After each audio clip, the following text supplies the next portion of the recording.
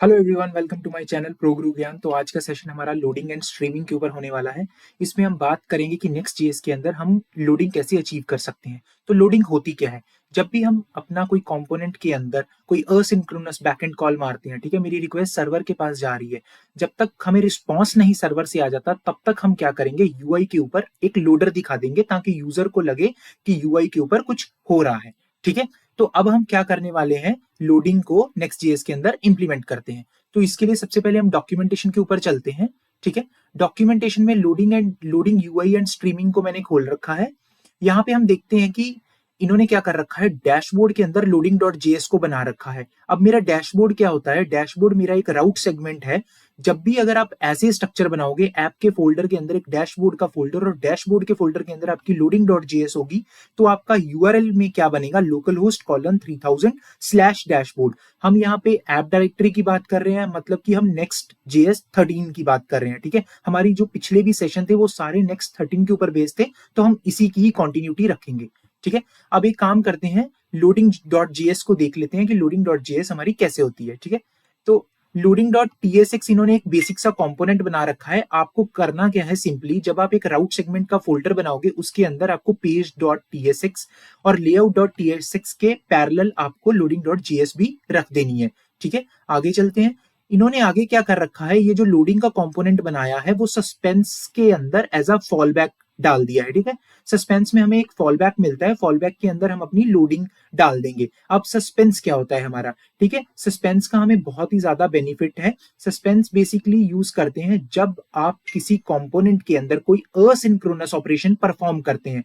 Asynchronous operation बोले तो अगर मैं कोई एपीआई कॉल हिट कर रहा हूं, ठीक है, पहले क्या होता था, जब भी हम कोई एपीआई कॉल हिट करते थे तब हम वहां पे सिंपली चेक्स लगाते थे। जैसे मैंने एक सिंपल यूज स्टेट बना दी, डिफॉल्ट में मैंने एक बटन पे क्लिक किया, बटन के क्लिक पे मैंने उस लोडिंग को ट्रू कर दिया, जैसे मेरी एपीआई से रिस्पॉन्स आया मैंने उस लोडिंग को फॉल्स कर दिया। जब मेरी लोडिंग ट्रू हुई थी तो मैंने यूआई के ऊपर, मिंटू से ब्राउजर के ऊपर एक लोडर दिखा दिया था। बट हमें अब ये इफ एल्स कंडीशंस यूज करने की जरूरत नहीं है, हम सिंपली सस्पेंस यूज करेंगे। सस्पेंस का जो मेन बेनिफिट आपको दिखेगा वो ये है, सस्पेंस चाइल्ड कंपोनेंट को रैप करेगा। और सस्पेंस के अंदर अगर हम कोई कंपोनेंट रैप करते हैं, ठीक है, और वो कंपोनेंट के अंदर कोई असिंक्रोनस ऑपरेशन परफॉर्म हो रहा है, तो बिहाइंड द सीन सस्पेंस क्या करता है, इंटरनली देखता है कि अगर किसी कंपोनेंट में कोई असिंक्रोनस ऑपरेशन परफॉर्म हो रहा है तो वो उस कंपोनेंट की रेंडरिंग को सस्पेंड कर देता है जब तक कि हमारा डेटा नहीं आ जाता, जब तक कि उसका असिंक्रोनस ऑपरेशन खत्म नहीं हो जाता।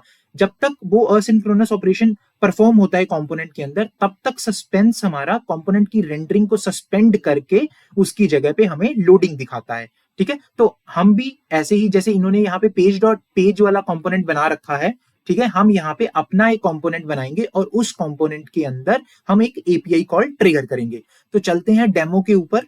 ठीक है, तो सबसे पहले हम क्या करने वाले हैं, यहाँ पे अपने वीएस कोड को खोल लेते हैं। ठीक है, ये वीएस कोड, मैंने वीएस कोड के अंदर अगर आप देख सकते हो, ये नेक्स्ट जेएस लोडिंग का एक प्रोजेक्ट है। ठीक है, इसमें मैंने कुछ नहीं किया, सिंपली मैंने नेक्स्ट की इंस्टॉलेशन की डॉक्यूमेंटेशन पे गया हूं, वहां पे सिंपल एक कमांड रन करिए और ये पूरा का पूरा स्कैफोल्ड मेरे लिए रेडी हो गया है। जब भी आप स्कैफोल्ड क्रिएट करते हो, मैंने पुराने सेशन में भी ये बात बताई थी, आपको सिंपली एक कमांड रन करनी है। आपको Tailwind CSS, TS config, ESLint, build and all सब कुछ आपको कॉन्फ़िगर मिलेगा। आपको सिंपली अपने जाके कंपोनेंट्स लिखने हैं और अपनी जो आप करना चाहते हो वो आप सिंपली अचीव कर लोगे। ठीक है, तो अब क्या करते हैं, यहाँ पे ऐप की डायरेक्टरी के अंदर जाते हैं और एक फोल्डर क्रिएट करते हैं डैशबोर्ड का। ठीक है, तो मैं ये कह रहा हूं कि जब भी मैं ब्राउजर के ऊपर इस एप्लीकेशन को रन करूंगा तो लोकल होस्ट कॉलन 3000/डैशबोर्ड करूंगा।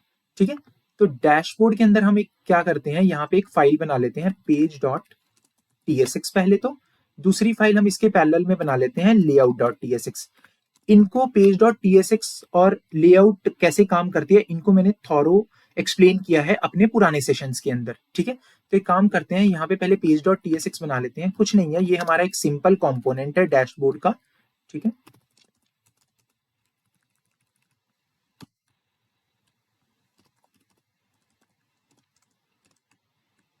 ये सिंपल मेरा एक रिएक्ट कंपोनेंट होगा जो सिंपली एक रिटर्न कर देगा। अभी के लिए हम इसमें से एक डिव रिटर्न कर देंगे।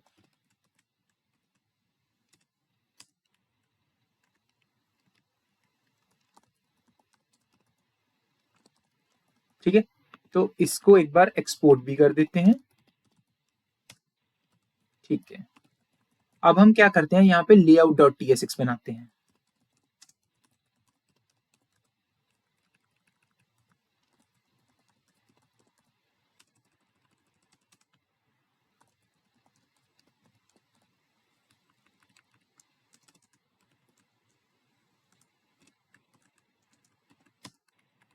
ठीक है, लेआउट के पास क्या होता है, लेआउट को क्या मिलता है, चिल्ड्रन मिलता है। ठीक है, चिल्ड्रन क्या होता है, जो इसके पैरेलल में मैंने पेज डॉट tsx बनाई है, यही एज अ चिल्ड्रन आके इस लेआउट के अंदर रेंडर करती है। ठीक है, अब एक काम करते हैं, यहाँ पे रिटर्न क्या करते हैं, एक डिव कर देते हैं। ठीक है, इस डिव के अंदर हम क्या करेंगे, चिल्ड्रन को रेंडर कर देंगे। ठीक है, और इस चिल्ड्रन की हम टाइप स्क्रिप्ट के साथ काम कर रहे हैं, तो हमें यहाँ पे इसकी टाइप भी बतानी पड़ेगी। तो जैसा कि मैंने पहले बताया था, पेज डॉट tsx इसके अंदर आके रेंडर करेगा, तो बेसिकली इसका जो चिल्ड्रन होगा वो रिएक्ट की एक नोड होगी, राइट है। ठीक है, एक काम करते हैं, यहाँ पे हम इसको भी एक्सपोर्ट डिफॉल्ट और डैशबोर्ड की लेआउट को कर देते हैं। ठीक है, अब हमारा काम क्या होगा, अब हमें इस डैशबोर्ड, ये जो हमारा डैशबोर्ड का कंपोनेंट है, यहाँ पे हमें एक कंपोनेंट को कॉल करना है, जो कंपोनेंट एक असिंक्रोनस ऑपरेशन परफॉर्म करेगा। ठीक है, तो उसके लिए अब हम क्या कर सकते हैं, यहाँ पे ऐप की डायरेक्टरी है, यहाँ सोर्स में चलते हैं। ठीक है, एक बार ts config खोल लेते हैं। ठीक है, ts config, ठीक है, मॉड्यूल मॉड्यूल रेजोल्यूशन, ठीक है, सब सही है। एक काम करते हैं, यहाँ पे सोर्स में चलते हैं, यहाँ पे एक फोल्डर बनाते हैं। ठीक है, कंपोनेंट्स का। ठीक है, अब कंपोनेंट्स के अंदर हम एक और फोल्डर बनाएंगे प्रोडक्ट का। ठीक है, हम बेसिकली करने क्या वाले हैं, गेट प्रोडक्ट्स की एक कॉल मारने वाले हैं, ताकि हम सारे प्रोडक्ट्स लेके आ जाएं। ठीक है, अब यहाँ पे हम प्रोडक्ट के अंदर क्या करेंगे, एक नई फाइल बनाएंगे, प्रोडक्ट डॉट tsx। ठीक है, अब क्या करते हैं, कंपोनेंट बना लेते हैं पहले, कॉस्ट प्रोडक्ट कंपोनेंट। ठीक है,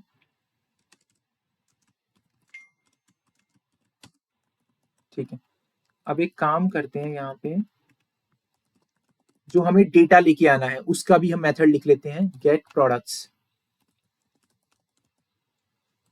ठीक है, गेट प्रोडक्ट्स के अंदर क्या करेंगे, हम एक फेक कॉल मारेंगे जो प्रोडक्ट्स लेके आएगा हमारा। ठीक है, तो मैंने यहाँ पे एक फेक कॉल मारी है जो मेरे लिए प्रोडक्ट्स लेके आ जाएगी। ठीक है, अब गेट प्रोडक्ट्स का हम क्या करेंगे, यहाँ पे const data equals to await get products.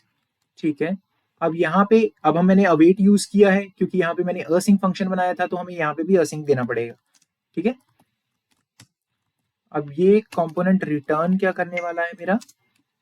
ठीक है, क्या करेगा, यहाँ पे हम एक डिव बना लेते हैं, एक पहले डिव बनाते हैं। ठीक है, ठीक है, तो मैं चाहता ये हूं कि ये मेरा एक कंपोनेंट बने। ठीक है, इस कंपोनेंट के अंदर मेरा जो डेटा मुझे आ रहा है इस एपीआई कॉल से, वो डेटा मैं रिटर्न करूं। ठीक है, तो यहाँ पे कुछ क्लासेस यूज करते हैं, class equals to okay flex. ठीक है, और साथ में यहाँ पे हम शेडो दे देते हैं। ठीक है, और यहाँ पे मैं, मेरा एक टाइटल है, मेरी एक डिस्क्रिप्शन है। ठीक है, यहाँ पे फ्लेक्स हाइफन कॉल दे देते हैं। ठीक है, अब हमने एक बेसिक प्रोडक्ट कंपोनेंट बना लिया है, जिसके अंदर एक एपीआई हिट करी है जो एक असिंक्रोनस ऑपरेशन परफॉर्म करेगी। ठीक है, हमने इसको एक्सपोर्ट कर दिया है। अब क्या करते हैं, इस कंपोनेंट को लेते हैं और यहाँ पे चलते हैं, डैशबोर्ड की पेज डॉट tsx के अंदर चलते हैं, यहाँ पे सस्पेंस को यूज करेंगे अब हम, जैसा कि मैंने आपको डॉक्यूमेंटेशन के अंदर भी दिखाया था। ठीक है, ठीक है, ये प्रोडक्ट का कंपोनेंट है, यहाँ पे मैंने एंटर कर दिया। ठीक है, अब हमने क्या किया, यहाँ पे तो एक बेसिक सी लोडिंग बना रखी है। ठीक है, तो हम इसके साथ नहीं चलते हैं, यहाँ पे एक लोडिंग का कंपोनेंट भी बनाते हैं। ठीक है, लोडिंग डॉट tsx। ठीक है, तो अब हम क्या करते हैं, एक बार डॉक्यूमेंटेशन में चलते हैं, यहाँ पे इसको कॉपी कर लेते हैं। ठीक है, अभी तो इन्होंने लोडिंग स्केलेटन दे रखा है, हम लोडिंग स्केलेटन नहीं यहाँ पे यूज करेंगे, हम यहाँ पे एक सिंपल इमेज यूज करेंगे। इमेज का सोर्स क्या डालेंगे, ये एक लोडर टाइप की जेफ होगी। ओके, तो उसके लिए हमें क्या करना होगा, मैंने पहले से एक इमेज निकाल के रखी हुई है, हमें यहाँ जाना है, इसके सोर्स में इस इमेज को डाल देना है। ठीक है, अब मैंने इस लोडिंग को यहाँ से कॉपी किया, पेज डॉट tsx के अंदर जाके मैंने यहाँ पे एज अ कंपोनेंट इसको कॉल कर दिया। तो मैं यहाँ पे ये बोलना चाह रहा हूँ कि जैसे ही ये मेरा प्रोडक्ट कंपोनेंट, जैसे ही user local host colon 3000 slash dashboard पे आए और इस कंपोनेंट को रेंडर करने की कोशिश की जाए, तब सस्पेंस क्या करे, इसमें एक असिंक्रोनस ऑपरेशन परफॉर्म हो रहा है, तो सस्पेंस क्या करे, इसकी रेंडरिंग को सस्पेंड कर दे जब तक कि हमारा डेटा नहीं प्रोडक्ट कंपोनेंट के अंदर से आ सकता, आ जाता है। ठीक है, एक काम और करते हैं यहाँ पे अभी के लिए कैशे को नो कैशे कर देते हैं। ठीक है,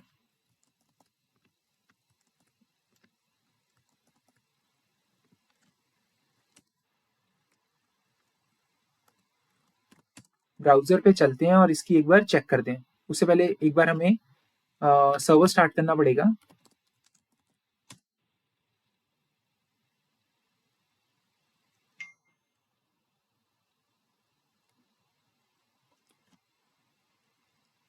जैसे ही हमारा सर्वर स्टार्ट होगा और हम इस एग्जाम्पल को रन करेंगे, उसके बाद हम स्ट्रीमिंग के बारे में बात करेंगे कि नेक्स्ट जेएस में स्ट्रीमिंग क्या है, जिसने हमारी स्पीड को कितना फास्ट कर दिया है यूआई के ऊपर।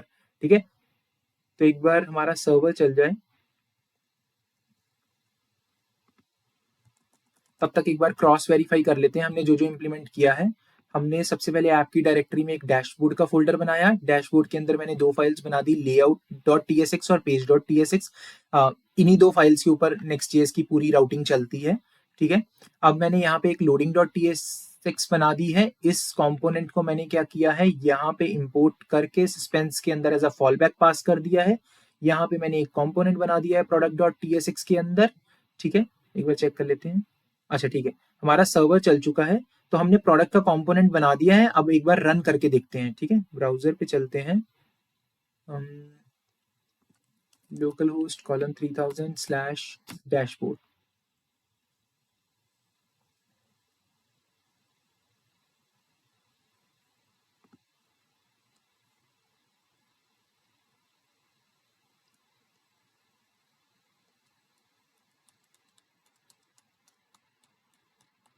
नेक्स्ट जीएस प्रोडक्शन बिल्ड में काफी फास्ट होती है। ये मेरा डेव सर्वर चल रहा है तो थोड़ा टाइम ले रहा है, बट ये चल जाएगा।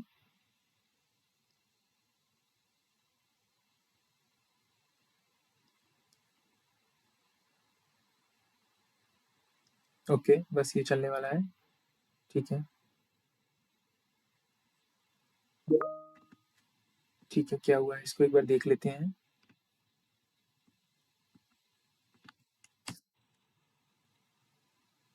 ओके, यहाँ पे इसने कुछ रिटर्न नहीं किया। एक बार कंपोनेंट के अंदर चलते हैं। ठीक है, मैंने डैशबोर्ड के कंपोनेंट पे आया, मेरा प्रोडक्ट कंपोनेंट रेंडर होना चाहिए था। ठीक है, यहाँ पे मैं गेट प्रोडक्ट्स को लेके आया हूँ। ठीक है, विच इज़ करेक्ट, और मेरे प्रोडक्ट्स आ जाएंगे। और साथ में एक काम करते हैं, यहाँ पे हेलो वर्ल्ड कर देते हैं। ठीक है,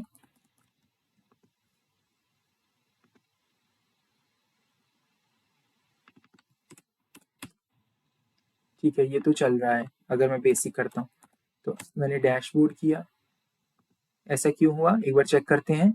ठीक है, ऐप के अंदर मेरा डैशबोर्ड का राउट है, डैशबोर्ड के अंदर मेरी layout dot T S x भी है। अच्छा ठीक है, okay, page dot T S x. ठीक है, यहाँ पे लेआउट में हमें चलना है, यहाँ पे हमें चिल्ड्रन डालना है यहाँ पे।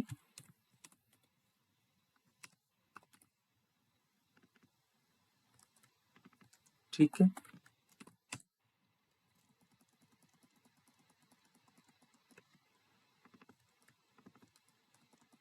ठीक है, चलते हैं ब्राउजर पे।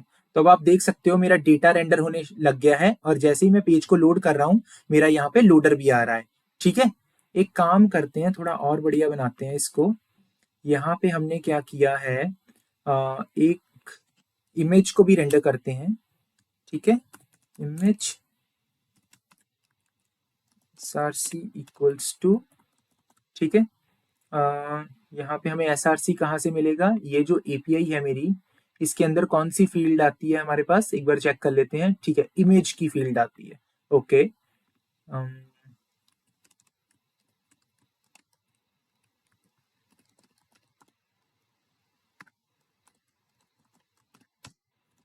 ब्राउजर पे चलते हैं, पेज को रिफ्रेश करते हैं। ठीक है, तो मेरी इमेज भी आनी शुरू हो गई है। ठीक है, थोड़ा सा इमेज का साइज कम कर देते हैं यहाँ पे। ठीक है, इमेज इसकी जो विड्थ है क्या कर देते हैं 4। ठीक है, थोड़ी सी बढ़ानी पड़ेगी हमें। ओके, इसको एक काम करते हैं 32 पिक्सल कर देते हैं, थोड़ा अच्छा सा दिखेगा फिर। ठीक है, ये आ रहा है हमारा। ठीक है, एक काम करते हैं यहाँ पे ये जो डिव है, राइट, हमने विड्थ भी लगा दी है इमेजेस की। आ, एक बार इसको फुल ब्लीड कर लेते हैं।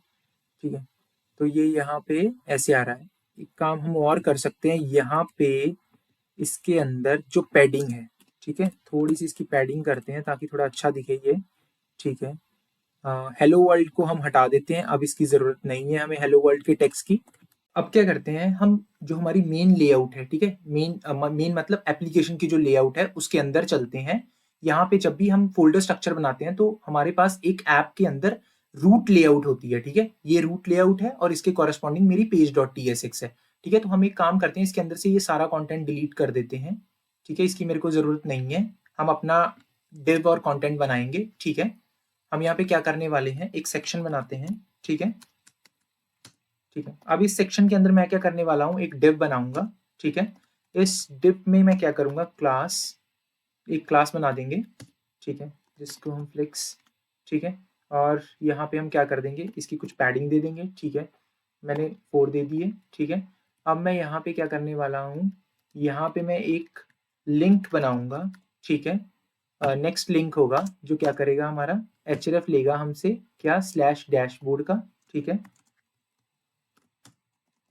ठीक है, अब हम क्या करने वाले हैं, जब भी मैं पेज पे लोकल कॉलन 3000 करूंगा तो मेरा ये सेक्शन साथ में रेंडर होगा, उसके अंदर एक लिंक बना होगा, उस लिंक पे मैं क्लिक करूंगा तो मैं डैशबोर्ड पे जाऊंगा। ठीक है, तो मैं यहाँ पे ये दिखाना चाह रहा हूँ कि जब भी मैं क्लाइंट साइड ऑपरेशन परफॉर्म करूंगा तो ये कैसे बिहेव करता है, तो लोडर कैसे चलता है। ठीक है, एक काम और करते हैं, इसको एक क्लास दे देते हैं। ठीक है, इसमें एक बीजी लगा, बैकग्राउंड लगा देते हैं। ठीक है, बैकग्राउंड रेड। ठीक है, और यहाँ पे हम टेक्स्ट हाइफन वाइट कर देते हैं ताकि हमारा थोड़ा सा अच्छा दिखे। ठीक है, अब क्या करते हैं, लोकल होस्ट कॉलन, इस पे चलते हैं 3000 पे।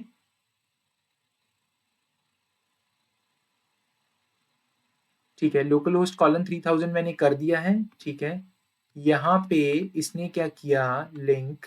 ओके, यहाँ पे क्या करते हैं, डैशबोर्ड। ठीक है, अब एक काम करते हैं, ब्राउजर में जाके रिफ्रेश करते हैं। ठीक है, तो अब हम एक काम थोड़ा और इसको अच्छा करने के लिए क्या करेंगे, यहाँ पे एक होवर लगाएंगे। ठीक है, यहाँ पे एक क्लास नेम। ठीक है, क्लास नेम के अंदर होवर कॉलन, क्या करें, इसका जो कलर है टेक्स्ट का, हाइफन ब्लू कर देते हैं। ठीक है, और साथ में क्या करते हैं, होवर पे ही इसकी जो, इसको अंडरलाइन कर देते हैं। ठीक है, अब ब्राउजर पे चलते हैं, मैंने रिफ्रेश कर दिया।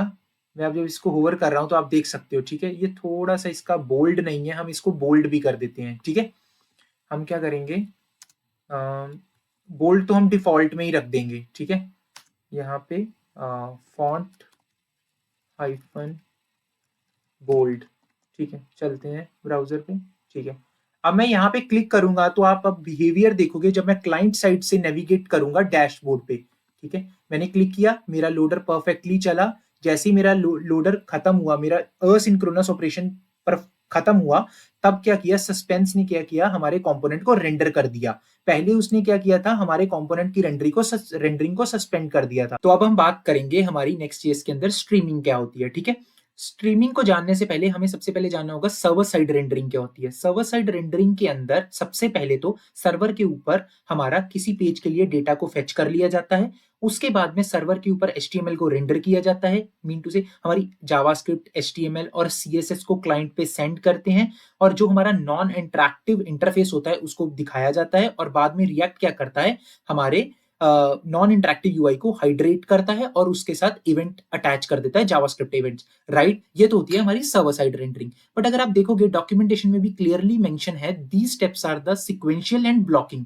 इसका मतलब क्या है, server only renders the HTML for the page once all the data has been fetched, and on the client side React can only hydrate the UI जब हमारे सारे कंपोनेंट जो पेज के लिए रिक्वायर्ड हैं वो पेज पे डाउनलोड हो जाते हैं। उससे पहले रिएक्ट हमारे पेज को हाइड्रेट नहीं करता है। ये था स्ट्रीमिंग से पहले, ठीक है। अब हम बात करते हैं SSR with React and Next.js helps improve the perceived loading performance by showing a non-interactive page to the user as soon as possible। तो यहाँ पे ये कहना चाह रहा है, लेट्स सपोज आपने दो कंपोनेंट बनाए, एक आपका नॉन इंटरेक्टिव है, मिंटू से आपने क्या किया, एक नैप बार का कंपोनेंट बना दिया जो एक स्टैटिक है, उसमें आप कोई कॉल नहीं मार रहे, ठीक है, वो बट एक सर्वर साइड कंपोनेंट है, ठीक है। अब आपने एक दूसरा कंपोनेंट बनाया जो प्रोडक्ट इन्फॉर्मेशन का है, जिसमें आप प्रोडक्ट की कॉल मार रहे हो, जिसमें आप एक असिंक्रोनस ऑपरेशन परफॉर्म कर रहे हो। अब बात ये है, हम क्यों वेट करें प्रोडक्ट की एपीआई कॉल का डेटा पहले रिजॉल्व होगा, तब मेरा पूरा का पूरा पेज क्लाइंट को शिप किया जाएगा और क्लाइंट उसको देखेगा। वाई? यही स्ट्रीमिंग का बेनिफिट था। मेरा नैपबार का कंपोनेंट एक स्टैटिक कंपोनेंट है, सर्वर कंपोनेंट है, वो आएगा और वो रेंडर पेज पे हो जाएगा, उसको वेट नहीं करना है। स्ट्रीमिंग के अंदर यही होता है, हमारे पेज के जो पार्ट्स हैं, मतलब पार्ट्स मैं कंसीडर कर रहा हूं, जैसे एक पार्ट में मेरा कंपोनेंट नैपबार का कंपोनेंट है, एक पार्ट में मेरा प्रोडक्ट का कंपोनेंट है। जो नैपबार वाला मेरा पार्ट है वो जाएगा ब्राउजर पे और रेंडर हो जाएगा। अब सर्वर पे ऐसा नहीं है, सर्वर पे हम कंप्लीटली जब मेरा प्रोडक्ट का डेटा आ जाएगा तभी मैं अपने HTML CSS को मेरा क्लाइंट पे सेंड होगा और रिएक्ट उसे हाइड्रेट करेगा। नो, स्ट्रीमिंग के अंदर क्या होगा, मेरा नैपबार का कंपोनेंट आया, उसको शिप कर दिया जाएगा क्लाइंट पे और रिएक्ट उस पर्टिकुलर पार्ट को हाइड्रेट भी करके दिखा देगा हमें, ठीक है। अब जैसे ही मेरी प्रोडक्ट इन्फॉर्मेशन, प्रोडक्ट की कॉल जाएगी, प्रोडक्ट का डेटा आ जाएगा, तो प्रोडक्ट का कंपोनेंट भी मुझे दिख जाएगा। अभी हमने इससे ऊपर किसको समझा था, सस्पेंस को समझा था। हम क्या करेंगे, जब हमारा कोई भी असिंक्रोनस टास्क परफॉर्म करेंगे तो प्रोडक्ट के कंपोनेंट के ऊपर हम सस्पेंस को लगा देंगे, तो हमें यूआई के ऊपर ये भी दिख जाएगा कि हमारा लोडर आ रहा है, ठीक है। इसको एक एग्जांपल के साथ जल्दी जल्दी समझते हैं तो ज्यादा क्लियर हो जाएगा, ठीक है। तो एक काम करते हैं, ये हमने अभी थोड़ी देर पहले प्रोडक्ट के अंदर एक प्रोडक्ट की TSX फाइल बनाई थी। अब एक कंपोनेंट बनाते हैं जो नैप बार का कंपोनेंट होगा, ठीक है, उससे हमें ज्यादा क्लैरिटी मिलेगी, ठीक है। नैप, इसके अंदर एक फाइल बनाते हैं nav.tsx, ठीक है। इसके अंदर कॉन्स्ट नैप बार मैंने बना लिया, ठीक है। कुछ नहीं, सिंपल एक नैप बार बना रहे हैं इसके अंदर हम, ठीक है। अब मैंने यहाँ पे मैं एक डिव बना लूंगा, ठीक है। यहाँ पे मैं होम दे देता हूँ, ठीक है। यहाँ पे मैं डैशबोर्ड दे देता हूँ, ठीक है। यहाँ पे मैं चेकआउट दे देता हूँ, हमारा चेकआउट का पेजेस होते हैं ना, राइट। तो हम यहाँ पे सेक्शन क्लास नेम, ठीक है। क्लास नेम के अंदर अब मैं क्या करने वाला हूँ, यहाँ पे मैं एक क्लास देता हूँ फ्लेक्स, ठीक है। फ्लेक्स के बाद हम यहाँ पे एक बैकग्राउंड दे देते हैं bg-blue, ठीक है। हमने बैकग्राउंड दे दी। अब हमने क्या किया, यहाँ पे पैडिंग भी दे दी है, ठीक है। अब हमने यहाँ पे इसको हम एक्सपोर्ट भी कर देते हैं, ठीक है। एक्सपोर्ट डिफॉल्ट नैप बार, ठीक है। सेक्शन बना दिया, फ्लेक्स दे दिया, BG-blue दे दिया, पैडिंग दे दी हमने, और ठीक है। अब एक काम करते हैं, इस नैप बार के कंपोनेंट को हम कॉल करा देते हैं page.tsx के अंदर। तो अब हमारा नैप बार का कंपोनेंट रेडी हो चुका है। अब हम ब्राउजर पे चलते हैं और देखते हैं कि इसका बिहेवियर कैसा है, ठीक है। मैं पेज को रीलोड करूंगा तो होना क्या चाहिए, ये मेरा एक पेज है, राइट, ये मेरा पूरा एक पेज है डैशबोर्ड का, ठीक है। तो डैशबोर्ड के अंदर अगर मैं बात करूं तो डैशबोर्ड के अंदर पहले मेरा एक नैप बार का कंपोनेंट है, ठीक है, दूसरा मेरा प्रोडक्ट का कंपोनेंट है। अगर हम स्ट्रीमिंग से पहले होता ये प्रोसेस तो क्या होता, जब तक मेरा पूरा डेटा नहीं आ जाता तब तक सर्वर पे मेरा ये पूरा पेज का HTML रेंडर नहीं होता, वेट करना पड़ता। जब डेटा आ जाता तब ये पूरा का पूरा HTML as a JavaScript CSS client पे शिप होता, तब उसे रिएक्ट हाइड्रेट करता। बट हमें ऐसा नहीं चाहिए। Next.js विद स्ट्रीमिंग का बेनिफिट ये है कि ये मेरा स्टैटिक कंपोनेंट है, ये किसी डेटा पे डिपेंडेंट नहीं है, ठीक है। तो होगा ये, इसका एक अलग चंक होगा, इसका एक अलग चंक होगा, ठीक है। मतलब नैप बार का एक अलग चंक है, प्रोडक्ट इन प्रोडक्ट के कंपोनेंट का एक अलग चंक है, तो ये नैवबार के चंक को पहले शिप कर दिया जाएगा क्योंकि वो किसी डेटा के ऊपर डिपेंडेंट नहीं है, ठीक है। और रिएक्ट उस पार्ट को हाइड्रेट भी कर देगा। अब मैं पेज को अगर रीलोड करूंगा तो आप देखोगे यहाँ पे इस प्रोडक्ट कंपोनेंट का लोडर ही चल रहा है, बट जबकि हमारा नैवबार का कंपोनेंट रेंडर हो जाएगा। आप देख सकते हो, राइट। सो मेरा नैवबार का कंपोनेंट कितनी फास्टली रेंडर हो गया, मुझे वेट नहीं करना पड़ा। यही बेनिफिट है हमारा स्ट्रीमिंग का। और इस सेशन के अंदर हमने स्ट्रीमिंग के बारे में, लोडिंग के बारे में और हमने सस्पेंस के बारे में बात करी है। आई होप कि आपको ये सेशन अच्छा लगा हो। अगर आपको ये सेशन अच्छा लगा है तो please hit the like and subscribe button. मैं जल्दी ही नेक्स्ट सेशन लेके आने वाला हूं जिसमें हम नेक्स्ट जेएस के अंदर एरर हैंडलिंग के बारे में बात करेंगे। तो प्लीज जल्दी से सब्सक्राइब बटन दबा दीजिए और कमेंट करके अगर कोई क्वेश्चन है आपका, कोई डिस्कस करना चाहते हो तो हम डिस्कस कर सकते हैं चैट के ऊपर। थैंक यू एवरीवन, मिलते हैं नेक्स्ट सेशन के अंदर। Bye, take care.